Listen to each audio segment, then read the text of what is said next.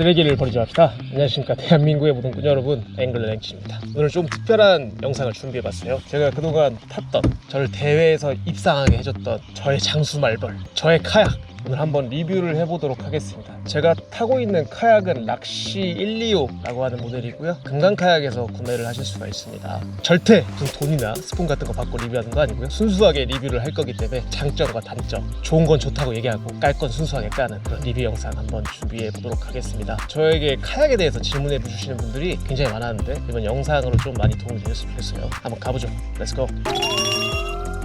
만약에 누가 저에게 최고의 카약이 뭐냐고 물어본다면 최고의 카약은 얘 아니고 호비. 전혀 손색이 없죠. 미라지부터 해서 크기, 수납성, 사이즈 빼놓을 거 없는데 호비 같은 경우엔 정말 근데 가격이 상상을 초월합니다. 공이 하나 더 붙기 때문에 구매할 때 많이 부담스러워요. 그래서 자연스럽게 가성비를 찾게 되는데 최고의 가성비 카약이 뭐냐고 저한테 누군가 물어보신다면 저는 제가 타본 락시 125를 강력하게 추천을 드립니다. 왜 추천하는지 지금부터 한번 상세하게 설명을 드리도록 하겠습니다. 이 락시가 갖고 있는 첫 번째 장점, 수납성입니다. 전면이 이쪽이 수납 공간이에요. 여기에 일반적으로 다른 카약들은 여기가 막혀있죠, 플라스틱으로. 근데 락시 같은 경우는 오픈형 해치로 만들어놨어요. 높이가 있는 거나 부피가 좀 있는 걸 넣으려고 하면은 그 커버 때문에 좀 넣기가 굉장히 좀 불편합니다. 얘는 오픈형 해치이기 때문에 정말 많은 물건을 넣을 수가 있죠. 예, 전면 해치에 두 개의 이제 수납 공간이 또 있습니다. 저 같은 경우에 이쪽은 카탑하고 이동할 때 이따가 설명드렸지만 어탐기 소나가 카약에 지금 설치가 그냥 되어 있거든요. 일반적으로 예전에 탈 때는 여기다가 소나를 브라켓을 달아서 이렇게 달고 다녔었어요. 그렇게 되면 설치하기도 되게 불편하고, 그리고 이 브라켓이 물에 저항을 받아서 이렇게 움직여서 중간에 자꾸 어탐기가 안 찍히는 경우도 생깁니다. 거기다가 최악은 브라켓이 저항을 받기 때문에 앞으로 놓고 똑바로 가다가도 얘가 저항을 받으니까 이렇게 오른쪽으로 휘어서 가는 현상이 발생을 해요. 그리고 속도에도 영향을 미칩니다. 속도를 한 1.2km 정도 까먹어요. 그래서 저는 지금 카약에 설치가 되어 있는 상태다 보니까 여기 있는 소나 선 같은 걸 이제 정리를 해야 되는데, 저 같은 경우는 정면 해치에 지금 넣어서 정리를 해놨습니다. 제가 영상을 찍는다 해놓고 깜빡하고 안 찍어갖고 소나 카약에 매립한 거 보여드리겠습니다. 요게 지금 소나를 매립해 놓은 겁니다. 이 안에 소나가 있고 이 밑에 지금 커버를 씌워서 매립을 했어요. 저도 그랬고 아마 여러분들도 그렇게 생각할 겁니다. 행실님, 커버가 있으면은 어탐기가 잘 안 지키지 않나요? 굉장히 잘 지킵니다. 저거 재질이 뭔지 모르겠는데 저게 기성품입니다. 벌리프로라는 데서 나온 기성품이고, 이게 소나마다 모델이 다 다릅니다. 제가 사용하고 있는 허밍버드 솔릭스 전용으로 나온 모델을 구입을 해서 설치를 했고요. 여기가 원래 이렇게 설치를 할 수 있게끔 자리가 나 있어요. 그래서 저기 자리에다가 설치를 한 거고 커버를 씌워서 보호를 하고 있고, 어탐기가 굉장히 잘 지키고 속도에도 방해를 안 주고 있는 그런 상황입니다. 그리고 이쪽은 마커 부위나 뭐 기타, 이거 저의 루어를 구출하는 도구, 이 배수홀입니다. 뭐 이런 잡다한 것들 넣어놨고요. 이 공간은 비를 안 맞잖아요. 그래서 자주 쓰는 루어들 넣어주시는 분들도 있고, 그리고 이 공간이 카약에 탄 상태에서도 쉽게 손이 닿아요. 알뜰한 수납 공간입니다. 이게 페달 내리고 올리는 커버거든요. 페달 커버에도 수납 공간이 있습니다. 이 수납 공간이 많은 게 정말 큰 장점이에요. 이 카약이라는 게 사실은 보트처럼 넓지도 않고 그렇다 보니까 낚시를 할 때 사용한 물건들이 많은데 다 들고 타기가 어렵단 말이에요. 그래서 수납을 좀 많이 할 수 있고 좀 효율적으로 할 수 있는 카약이 좋은 카약의 조건 중에 하나인데, 이 카약 같은 경우에는 수납 공간이 잘 돼 있다. 여기는 이제 자주 쓰는 것, 뭐 플라이어, 가위, 저울 이런 걸 넣었습니다. 그리고 뒤쪽은 저 같은 경우는 항상 태클을 넣어놓죠. 두 번째 장점, 안정성입니다. 큰 카약일수록 물 위에서는 훨씬 더 안전해요. 물 밖에서 물 위에까지 가기가 겁나 빡세서 그렇지, 기본적으로 크면은 부력도 크고 공간도 또 옆으로 좌우로 넓어지기 때문에 안정감을 느낄 수가 있습니다. 락시 같은 경우에는 12.5피트 모델이고요. 정말 큰 카약이 14피트 정도 되고, 작은 카약은 뭐 8피트짜리도 있고 한데 일반적으로 10피트를 좀 작은 카약으로 치죠. 한 중간급 정도 되는 사이즈고, 대회 나오시는 분들 중에서는 제일 보편화된 사이즈입니다. 이 12피트 정도는 돼야 남성이 대회에 나갈 때 본인도 안전하게 탈 수 있고, 또 태클이나 이런 것들을 다 안전하게 셋업을 할 수 있다고 저는 생각을 해요. 대회나 헤비하게 좀 많은 장비를 가지고 좀 다채로운 낚시를 즐기는 분이시다 하면은 12.5피트 추천을 드립니다. 뭐 근데 12.5피트 정도 되면은 모든 카약들이 다 안정적이에요. 이거는 락시만의 장점이라고 하기에는 조금 애매한 부분이 있습니다. 하지만 락시도 12.5피트 카약답게 그에 걸맞는 안정성을 가지고 있다. 스탠딩 해보라고 하시면 뭐 쉽게 할 수 있습니다. 뭐 아무렇지 않게 할 수 있어요. 세 번째는 주행 속도입니다. 제가 생각했을 때 12.5피트 카약 중에서 아마 속도는 가장 빠르지 않을까 싶어요. 뭐 속도라는 게 사실은 개인의 그 엔진에 달려있거든요. 저는 한 짝에 2마력씩 부모님이 3마력을 기본적으로 주시고 태어났어요. 좀 다른 사람들보다 조금 빠를 수는 있어요. 그냥 일반적으로 탈 때 그냥 슬렁슬렁 갈 때 한 4.5km, 빠르게 갈 때는 6.5km에서 7km/h까지도 나옵니다. 일반적으로 제가 그 전에 타던 작은 10피트짜리 카약은 정말 빠르게 밟아야 5km 정도가 나왔어요. 지금 이 락시 같은 경우에는 그보다 훨씬 빠르죠.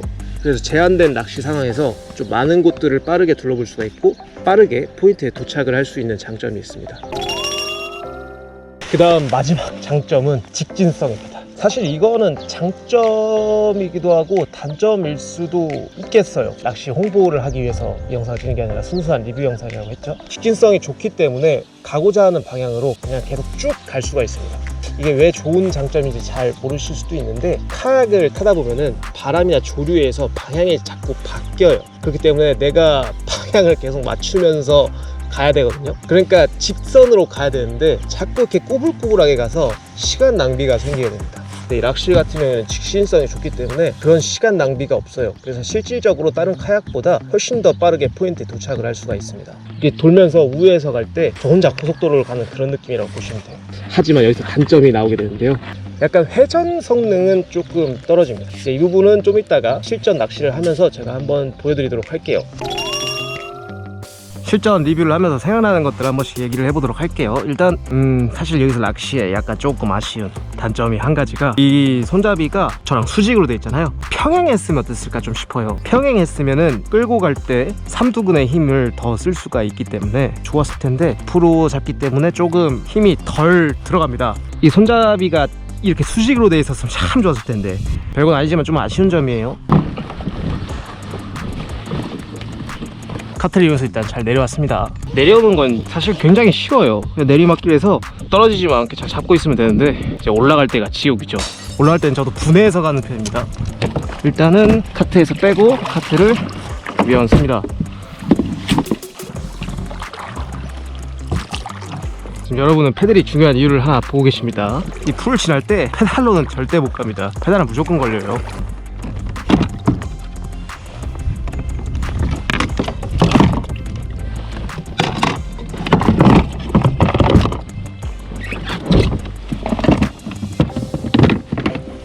지금 물에 나왔습니다. 일단 이 출발할 때 락시 카약 같은 경우에는 러더를 내려야 됩니다. 지금 뒤에 보이시는 저 러더가 방향타예요. 지금 여기 있는 얘를 왔다 갔다 하면은 저 뒤에 있는 러더 저거 왔다 갔다 하죠. 이렇게 얘를 돌려서 방향을 조절하는 건데, 이 러더를 올렸다 내렸다 해서 발생할 수 있는 그 장점 중에 하나가, 이 풀을 지날 때 러더에 풀이나 이물질이 끼어서 카약에 전진을 못할 때가 있습니다. 이 락시 같은 경우에는 그런 곳에 가면은 러더를 지금처럼 위로 올려서 오면은 풀을 그냥 자연스럽게 지나갈 수 있죠. 그래서 마름이나 이런 데를 이걸 올려놓고 들어가서 낚시를 할 수가 있습니다. 제가 아까 말씀드렸듯이 깔 건 깐다고 단점도 있습니다.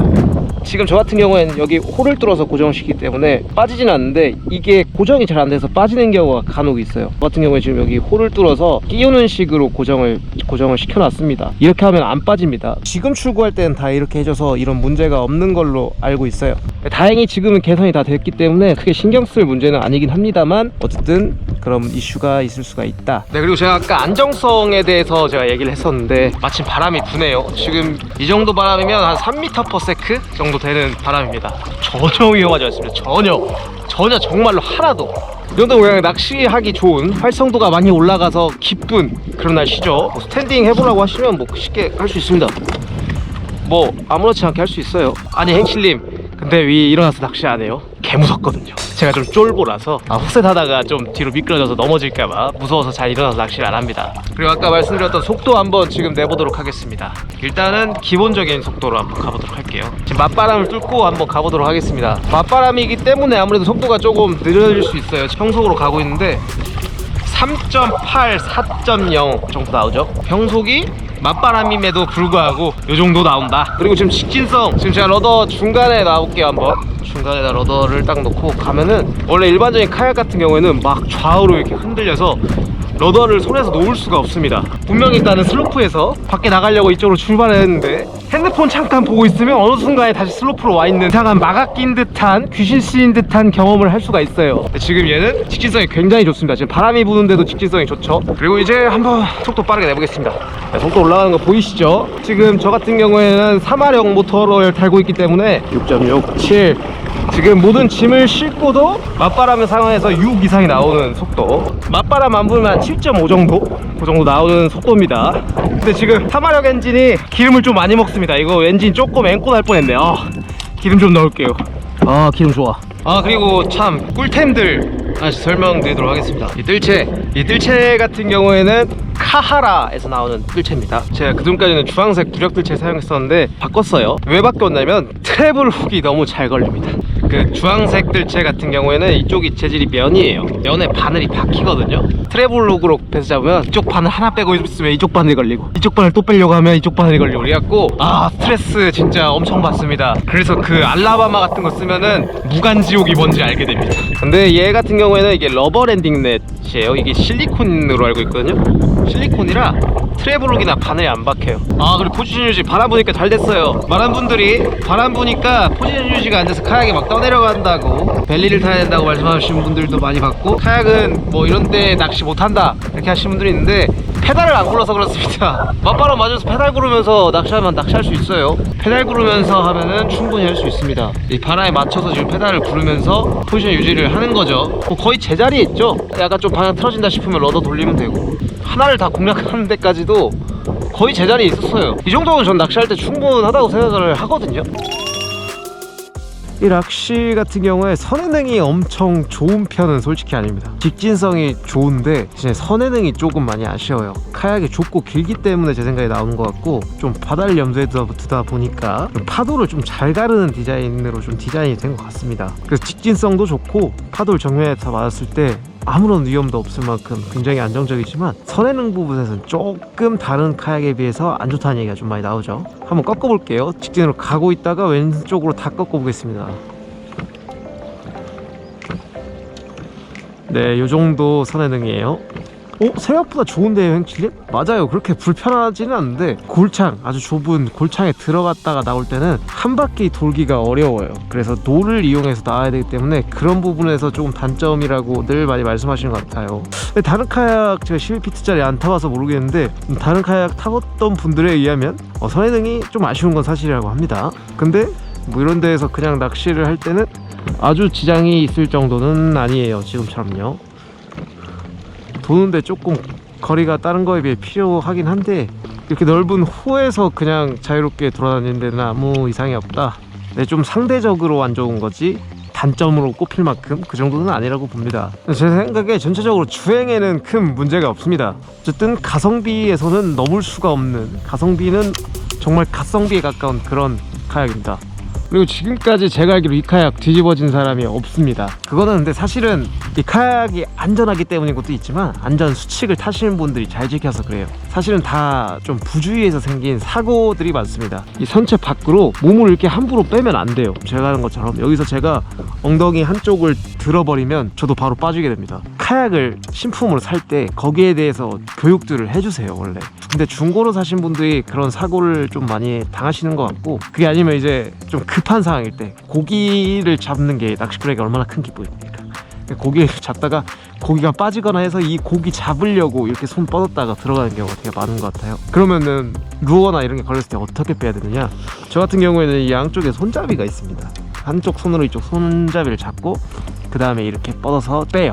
이쪽 손으로 이쪽 손잡이를 잡고 있으면 아무래도 상체가 밖으로 빠질 수가 없는, 몸이 고정되는 상황이 되거든요. 저는 항상 이렇게 빼고 있어요. 그래서 뒤집히시는 게 걱정이라면 제가 드리고 싶은 말씀은, 모든 카약이 안정성을 많이 고려해서 나오기 때문에 본인이 안전 수칙만 잘 지키면, 몸을 함부로 밖으로 빼지 않으면 뒤집힐 일은 없다 라고 저는 말씀드리고 싶네요. 아니 굳이 아무리 근데 리뷰 영상 찍는 날이라고 해도 그렇지 한 마리도 안 잡히네. 잡는 것까지 좀 보여드리고 리뷰 영상을 마치려고 했더니만 이거 한 마리는 좀 잡았어야 되는데 좀 아쉽습니다. 밖으로 나가도록 하겠습니다. 밖으로 나가면서 주행을 빨리 해서 나가는 거 보여드리도록 하겠습니다. 최고의 카약이라고는 솔직히 얘기할 수가 없어요. 그 윗단계에 있는 확실히 좋은 카약들이 있기 때문에. 하지만 이 가격대에서는 정말 훌륭한 카약이다. 그리고 그 최고의 카약들과 비교했을 때 가격과 여러 가지를 고려했을 때는 가성비다 라는 말씀 드리면서 주행하는 거 보여드리겠습니다.